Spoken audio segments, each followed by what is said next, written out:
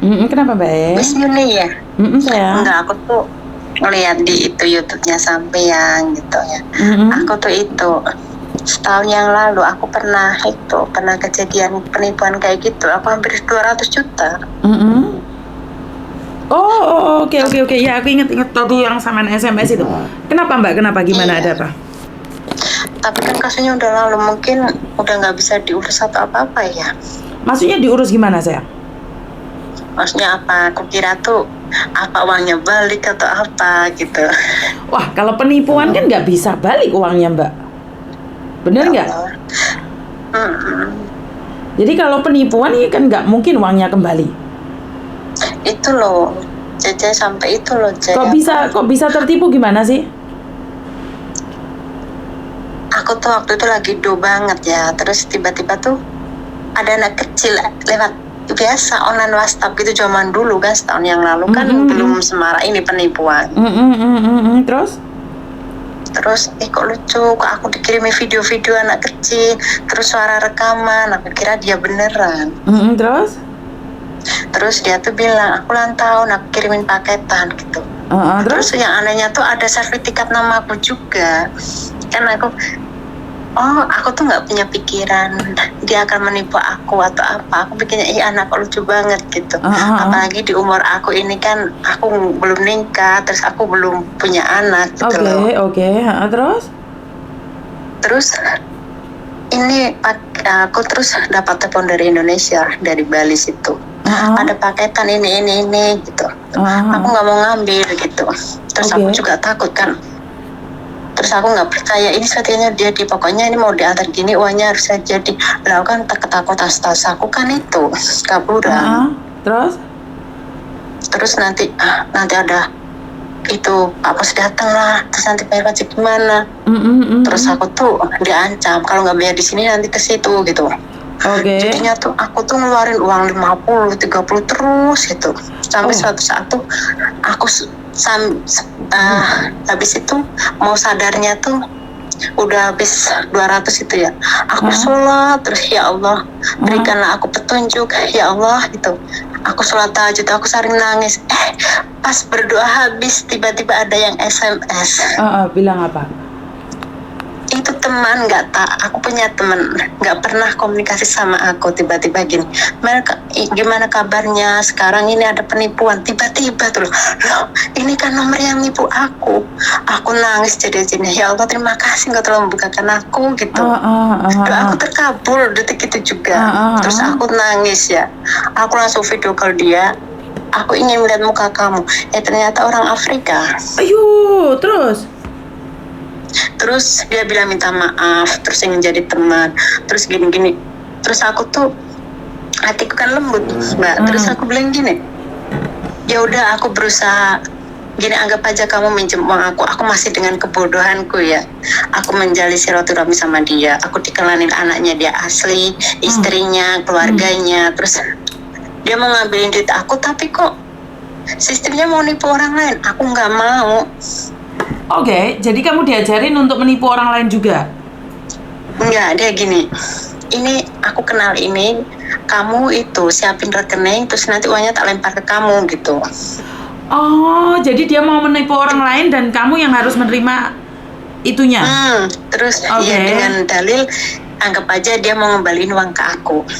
Terus waktu itu kan aku kan sholat terus kan, aku tuh tak dikuatkan bener.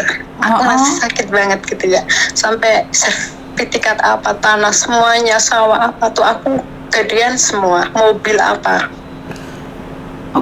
Terus dia tahu, aku cerita sama dia sampai surat-surat tak kasihkan dia, ini aku sampai segini, aku nangis. Tiap kali dia, terus kita tuh sering komunikasi kan, tiap dia telepon aku lagi sholat takut nangis, pulang kerja aku sholat nangis, aku ngambil dua nggak tidur, nggak bisa ini. Terus dia mungkin iba, terus dia tuh gini, nanti kita usahain, kok berusaha aku usahain kok malah mau lempar uang ke aku nggak mau, soalnya aku ngerasain gimana ditipunya aku bilang gitu kan. Terus? Cukup aku gitu, terus dia tuh iba sama aku. Terus aku harus gimana ngembaliin uang kamu gitu. Aku nggak ada kerjaan gitu dijawabnya. Kerjaanku cuma nipu kesini gitu. Terus aku bilang gini, ya udah sekarang di gitu ya. Mungkin selama umur aku 40 tahun, aku tuh nggak pernah berbakti sama orang tua. Aku anggap ini mungkin sedekah yang dipaksai. Aku bilang gitu ya. Aku ngomong secara naluri aku, secara agamaku, aku bilang gitu ya. Dia diem aja. Aku cuma minta, kamu jangan nipu orang lain. Aku bilang gitu. Kasihan kamu lihat aku, dia sering video call sama aku sering nangis, pasti pulang kerja gitu, aku lagi sholat, aku sampai malam ini minta doa, minta dikuatkan gitu kan. 200 lebih loh mbak. Enggak, kok bisa kamu tertipu sebegitu banyak? Iming-iming apa yang dia berikan?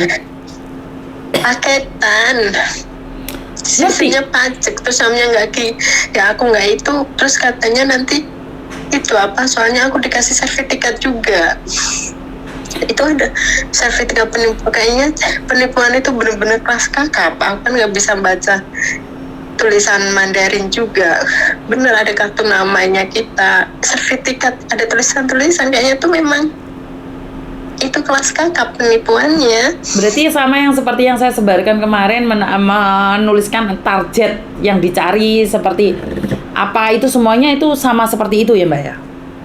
Iya. Dari polisi, dari kejaksaan itu semuanya seolah-olah seperti asli gitu ya? Sedangkan aku kan mikir, nanti dia datang ke rumahku gimana? Aku nanti dia baru berpajak, terus aku nanti ketangkap polisi gimana? Sedangkan aku di sini kan, aku di sini ilegal Mbak. Legalnya aku bukan karena kabur dari majikan, enggak. Aku udah udah zaman dulu kan 9 tahun harus pulang ya. Sedangkan aku 9 tahun itu aku nggak pulang. Aku di sini udah 15 tahun. 15 tahun ada di Taiwan, wow. Terus iya, sama percaya itu majikan, satu majikan. Dengan majikan yang sama? Iya, satu majikan. Terus ini nenekku meninggal, aku baru pindah ke panti. Lah itu aku baru pergi. Oh wow, jadi posisi ini sama sekarang masih ada di Taiwan? Iya, aku di Taiwan. Aku sekarang kerja di panti. Nenekku meninggal waktu itu tuh, aku lagi sakit-sakitnya, kayak apalagi dodonya banget. Aku kehilangan nenekku kayak kehilangan orang aku sendiri. Sampai aku tuh ya 2 bulan tuh aku nggak bisa berdiri bener. Aku ya Allah, statusku aku baru sadar, ternyata kayak gini. Ya Allah, aku tuh nggak ada, data aku udah mati semua. Aku di luaran nggak punya teman, aku kan menutup diri kan Mbak. Aku mau kemana gitu. Terus untungnya aku ini biasa kan lewat grup-grup itu ya, temanku mencari kerjaan di grup aja. Terus pas ada panti, gajinya gede, aku masuk. Alhamdulillah. Tapi ya itu cobaannya pas datang itu juga loh Mbak.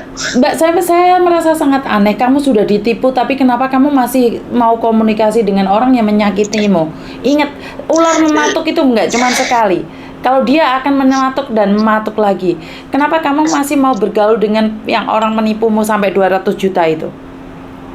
Ya itu kehebatannya aku Mbak. Aku tuh orangnya kayak gitu. Bahkan tuh aku tuh kadang tuh gini, bodohnya aku tuh kayak gini. Aku tuh lebih ke ibadahnya sama yang datang mau nipu aku pun, aku nggak akan punya pikiran sama nipu aku. Aku pasti punya pikiran, kasihan, ini orang pasti baik gitu. Aku nggak pernah punya pikiran orang akan jahat sama aku. Oke, karena kamu sendiri baik. Kayak gitu pun aku masih berpikir tentang agama. Mungkin ini secara Allah mensucikan aku bilang gitu.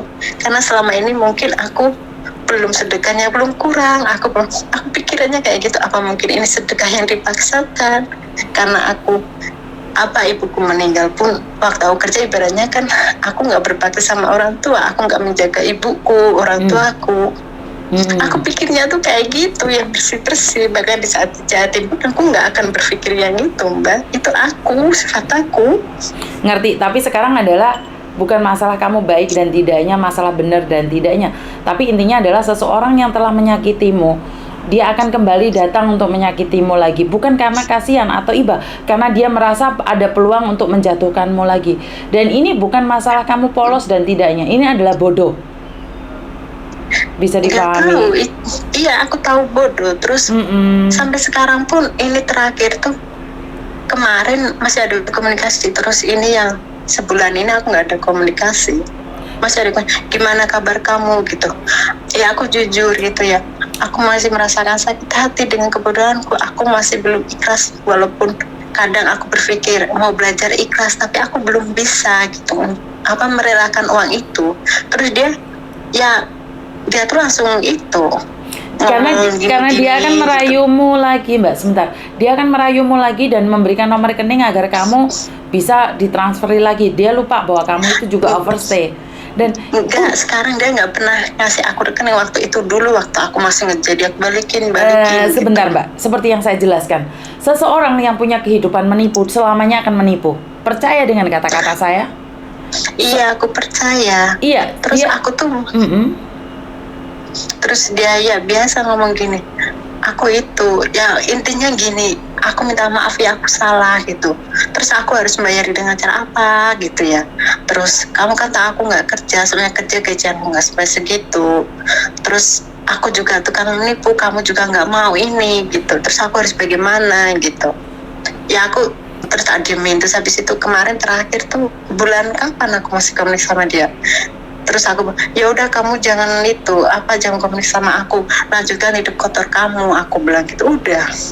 Tapi sebenarnya kan kamu nggak perlu berbicara seperti itu pada dia kalau sampean sendiri tidak terpesona. Karena satu hal, jika seseorang nggak terpesona sama sekali, Mbak, demi Allah. Bukan, gini Mbak, secara nalar, seseorang sudah menyakitimu, dilepaskan, bukan digauli lagi, ditemanin, dilepaskan. Melepaskan bukan berarti kamu bodoh atau dendam. Melepaskan agar dirimu sendiri terhindar dari sesuatu, karena auranya dia aura negatif. Jadi kamu memelas, mengibah pada dia, itu memberikan aura-aura negatif. Menurut pendapat saya ya, saya minta maaf untuk menghakimi. Karena saya mendengarnya tuh greget banget. Sudah ditipu, masih mendekati, berarti kan ya apa tujuannya? Bener nggak? Kalau nggak, lepaskan sayang. Karena kamu ada peluang untuk kedua kali, ketiga kali, kamu ditipu lagi. Kamu semakin dekat sama dia, semakin tahu keadaannya, dan kamu semakin dipercaya, akhirnya kamu terjebak lagi. Ingat, awal mula kamu tahu dia itu karena penipuan, dan kamu masih komunikasi. Saya merasa tidak masuk akal. Dan bahkan kamu bisa dikenalkan sama anaknya, sama ini. Iya, aku dikenali sama anaknya. Terus istrinya bilang gini juga, itu nanti itu masnya tuh nyuruh aku itu maksudnya nerima uang yang dari itu. Iya, kan gini loh Mbak, itu aku nggak mau. Gini loh sayang, karena mereka kehidupannya satu keluarga kotor, dan mereka tidak akan bisa hidup tanpa melakukan kekotoran. Bisa dipahami sampai di sini? Jadi kotor, kehidupan kotor ya, kamu mau gimana pun dan kamu masih bergaul dengan mereka, itu adalah kesalahan bagi saya ya. Kalau saya pribadi, saya lebih memilih untuk ngeblok nomor dia. Saya tidak akan melakukan sebodoh ini lagi. Ya aneh, sudah ditipu malah kenalan sama istrinya si penipu, malah kenalan sama anak si penipu. Kayak ini malah aneh bagi saya. Ada apa? Soalnya pikirannya gini, oh mungkin dia bisa jadi orang baik gitu. Soalnya dia aku kan bilang gini, aku nggak ikhlas gini, aku mau berusaha ikhlas. Terus dia kan mau itu ngasih rekening buat ngelempar uang ke aku bilang nggak mau gitu. Kamu jadi orang cukup gitu ya, aku udah ngerasain rasanya itu sakit aku gitu. Dia tidak bisa hidup tanpa menipu, bukan? Dia tidak bisa hidup tanpa menipu, sudah dikatakan, bahkan istrinya sudah tahu. Dan saya tidak bisa berpikir kenapa sampean masih berhubungan gitu loh. Iya, sekarang 1 bulan sudah nggak berhubungan, tapi kalau dia mencarimu lagi kan kamu pasti berhubungan. Saya bukan ingin menghakimi, oke, salah satu kali, paham. Sampai 200 juta dan sampean berhubungan sama istrinya, ya saya tidak tahu tujuannya apa sayang. Tujuannya agar dia insaf, itu bukan urusan sampean, biarkan dia sama Tuhan. Sampean sudah memaafkan, melupakan, dan pergi. Bukan menungguin dia seolah-olah dia malah menjadi teman baikmu. Ular sekali mematok, dia akan mematok kamu lagi sayang. Ya itu kejelekan aku tuh kayak gitu. Bukan, itu bukan kejelekan sayang. Itu bukan kejelekan. Kamu sendiri. Ingat, kamu boleh memelihara binatang apapun, tapi ular, saat dia lapar, kapanpun dia akan nyaplok kamu lagi. Walaupun kamu yang ngasih dia makan. Ingat, seorang penipu adalah ular. Karena ular saat ini dekat sama kamu, dia sedang mengukur tubuhnya itu bisa nyaplok kamu nggak? Cukup nggak kamu dimakan? Jadi bagi saya ini bukan bodoh atau tidak bodoh ya. Tapi kamu sedang bermain api, kamu coba aja uji nyali, siapa tahu dia sadar. Kamu lagi uji nyali. Ini uji nyali bagi saya. Samen tuh seolah memberi ketahu pada diri samen sendiri, coba aja siapa tahu dia insaf. Dengan kata-kata samen yang memelas dia bisa sadar. Enggak, saya. Dia itu ular. Ular itu sedang mengukur kekuatan tubuhnya kapan bisa nyaplok kamu lagi. Kamu itu sedang dijebak. Lawang istrinya sudah bilang minta rekening. Dan kamu kan akhirnya banyak ngomong, banyak cerita bahwa kamu di Taiwan overstay 15 tahun, ini itu, iya kan?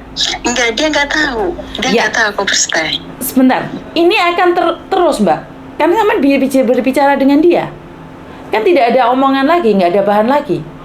Dan suatu saat dia akan menyuruh orang lain untuk gebukin kamu, untuk mencarimu.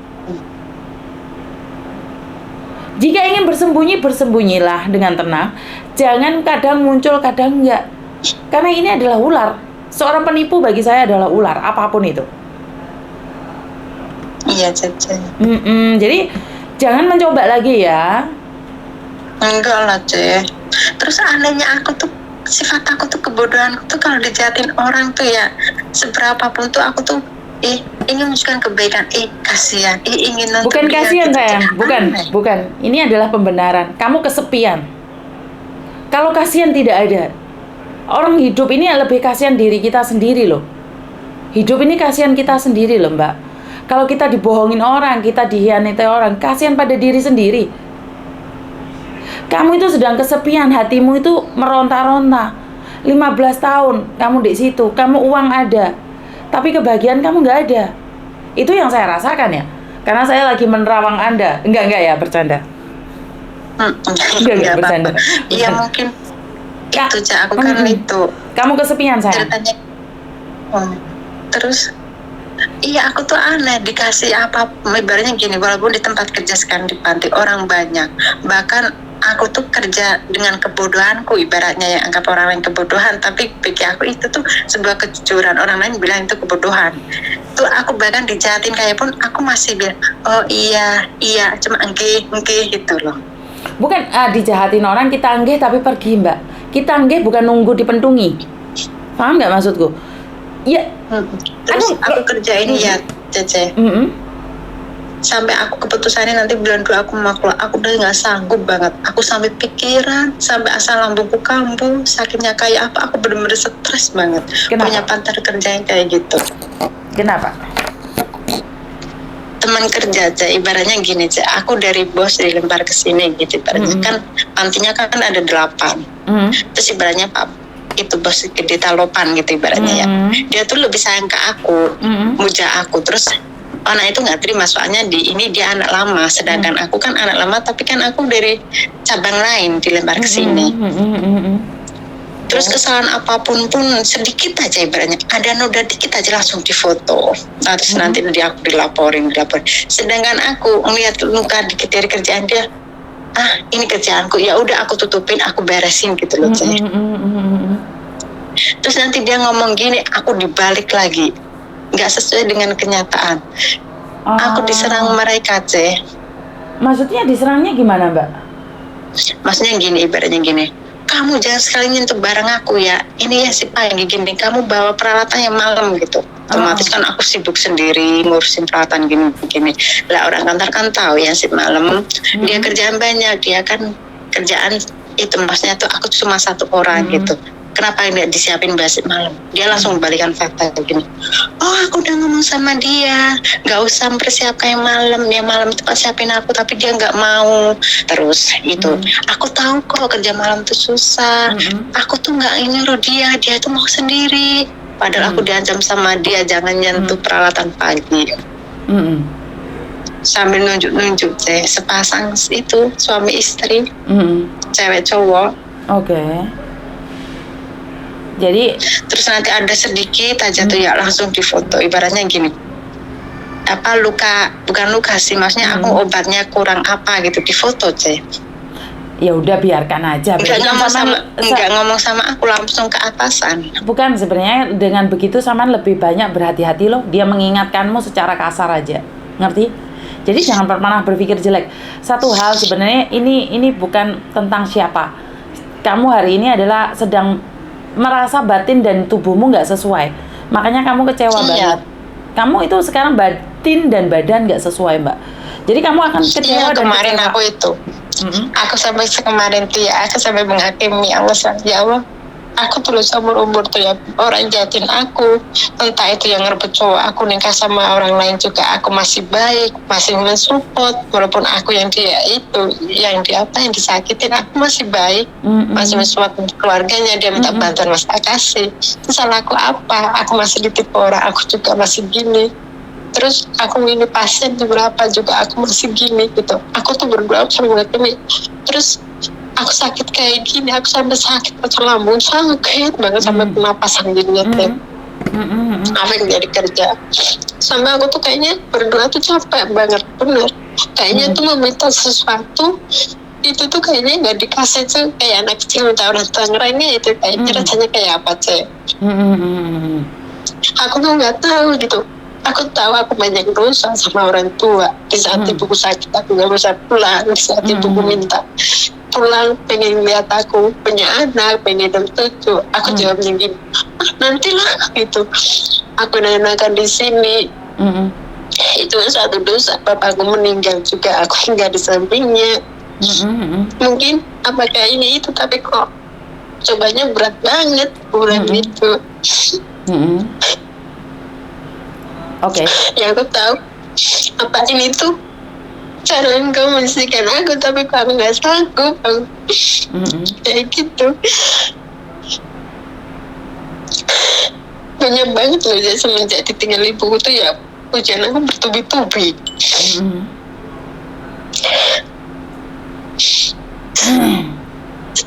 Oke, jadi ingat seperti yang saya katakan tadi, saat ini kamu sedang kosong. Hatimu kosong, pikiranmu kosong. Jadi batinmu. Iya, sebenarnya memang iya udah. Kayaknya tuh aku dihantam habis-habisan tuh aku kayaknya udah capek banget. Jadi kamu sebenarnya sama Mbak. Kadang kita butuh waktu untuk beristirahat di mana kita nggak perlu berpikir apapun. Jadi lakukan apa yang kamu suka. Jadi saat ini kamu tuh sedang capek banget. Jadi di mana? Aku benar-benar capek. Di mana sampai penipu pun masih kamu bisa hubungin karena kamu itu kesepian Mbak. Secara wajar. Aku hubungin mereka Mbak. Dia hubungin aku sebenarnya. Apapun alasannya sayang, apapun alasannya. Ingat, apapun alasannya. Jika kamu tidak kesepian, kamu nggak akan mengangkat teleponnya para penipu. Itu suatu prinsip loh. Ini saya keras sekali. Karena saya tidak ingin kamu tertipu untuk yang kedua kali. Berani taruhan sama saya bahwa orang yang sekali menipu akan terus menipu. Dia tidak akan pernah berhenti apalagi insaf. Kecuali Tuhan turunkan bencana dalam hidupnya. Oke? Jadi ini batin Samen kosong. Samen itu mengharapkan perhatian dari orang sayang. Jadi penipu sama istrinya dikenalin, anaknya dikenalin, dan kamu ngobrol. Mengharapkan dia insaf dan sadar itu wangel. Itu angel, itu sesuatu yang nggak masuk di akal. Jadi lepaskan, isi hatimu dengan ketenangan, kedamaian, agar semua baik-baik saja. Ngerti? Lepaskan. Aku tahu kamu sakit, aku tahu kamu lelah, aku tahu kamu kecewa. Karena itu kamu telepon saya, kamu memberanikan telepon saya. Padahal kan bisa jadi saya menyantap sampean, saya marah balik sama sampean, iya kan? Dengan segala risikonya. Tapi saya salut. Kenapa? Karena sampean mau. Karena sampean mau ada orang yang mengingatkan sampean, bener nggak? Iya. Jadi tolong dengarkan omongan saya bahwa kamu boleh kesepian, tapi bukan berarti kamu harus menjatuhkan dirimu sendiri. Ya. Jangan sampai kecewa ya. Nomormu tak simpen. Itu aku bener-bener banget loh. Nomormu tak simpen, suatu saat aku akan telepon kamu. Jadi jangan hubungin para penipu itu lagi ya sayangnya. Aku nggak pernah menghubungi Cak. Aku tuh orangnya cuek. Bukan, sekarang kalau dia menelponmu, paling Bukan, dia kalau menelponmu boleh nggak diblok nomornya sayang? Orang nomornya dia aku nggak nyimpen terus dia ganti-ganti nomor. Dan kamu ngangkat, bisa nggak jangan diangkat? Oh iya. Ini aku tidak tahu loh, kamu ada di Taiwan sana, saya ada di Hong Kong sini. Kamu bisa bilang iya sama saya, tapi bisa bilang tidak untuk yang lainnya. Jadi bener aku. Udah lama nggak itu. Bener, pegang janjimu. Tapi gimana kalau suatu hari dia telepon kamu dan anaknya sakit? Ya itu kan bukan urusan aku kan udah bilang gini, biar Allah yang ngatur. Aku bilang gini, ini aku pendam selama setahun, aku belajar ikhlas, aku nggak bisa gitu. Terus dia bilang gini, kok kamu orang baik kayak gitu kok sampai maksudnya ngasih apa istilahnya kayak karma gitu ke aku gitu, dia bilang kayak gitu. Jangan percaya sama si Tuhan, Mbak. Orang bohong itu tetap bohong. Enggak, aku itu bilang gini sama dia. Bukan aku tuh ya jujur sama. Bukan aku sebentar mbak. Saya bisa menentang ini. Saya tuh masih tetap nggak masuk di akal saya. Sampean komunikasi dengan penipu. Apapun alasannya. Dan itu sudah tahu-tahu orang Nigeria, orang hitam. Apa yang kamu dapat inginkan komunikasi sama dia itu apa sih? Motivasi kamu pingin ngobrol sama dia apa sih? Pingin dia sadar. Justru aku yang bicara tentang hal yang baik, tentang agama. Nggak ada itunya sama sekali. Oke. Jadi sampean tetap percaya dengan kepercayaan saya, nggak apa-apa. Tapi enggak, bukan kayak gitu, enggak. Maksudnya dulu itu, tapi kan sekarang udah aku tutup gitu loh, tak tutup. Aku terakhir ngomong sama dia intinya gini, aku tuh belajar ikhlas tapi nggak bisa masalah uang. Terus aku juga nggak bisa menerima uang dari kamu yang dari penipu. Terus aku bilang gini, biar Tuhan yang ngatur semua kamu, dan tolong ini percakapan terakhir. Ya udah, nggak ada percakapan sampai sekarang. Bukan, sebentar.